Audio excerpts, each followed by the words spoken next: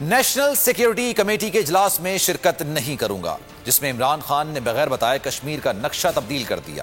وزیر اعظم پاکستان کو کس نے کشمیر کا نقشہ تبدیل کرنے کا اختیار دیا؟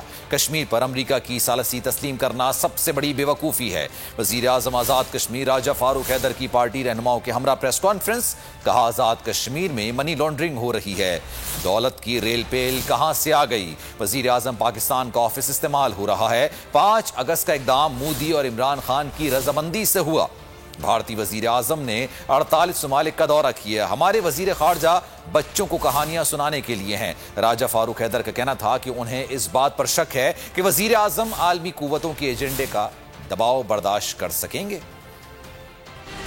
نیشنل سیکیورٹی کی یہاں پر ایک پالیسی کے حوالے سے میٹنگ ہو رہی ہے، میں اس پہ نہیں جا رہا، کس لیے نہیں جا رہا کہ جس شخص کی حکومت نے میری ریاست جموں کشمیر کا نقشہ تبدیل کر دیا، ایک شخص کو اختیار ہی نہیں ہے، اس کو وہ کون ہے وہ جو میری ریاست کا جو 84,000 مربع میل کا نقشہ جو تبدیل کر دے؟ سب سے بڑی حماقت یہ ہوگی کہ کشمیر کے مسئلے پر ہندوستان پاکستان مان جائے کہ وہ امریکہ کے ساتھ سے کروائے گا۔ وہاں سے ہندوستان نے یہ کام کیا، یہاں سے انہوں نے یونیلیٹرلی کس کو جو ہے وہ گلگت کو جو اپنا صوبہ بنا لیا۔ کشمیر کے حوالے سے ایک انٹرنیشنل ایجنڈا ہے جس کی وہ قوتیں تکمیل چاہتی ہیں، اور مجھے خطرہ دکھائی دیتا ہے کہ پاکستان میں عمران خان صاحب از خود اس پریشر کو برداشت کرنے کی صلاحیت اہلیت ان میں موجود نہیں ہے۔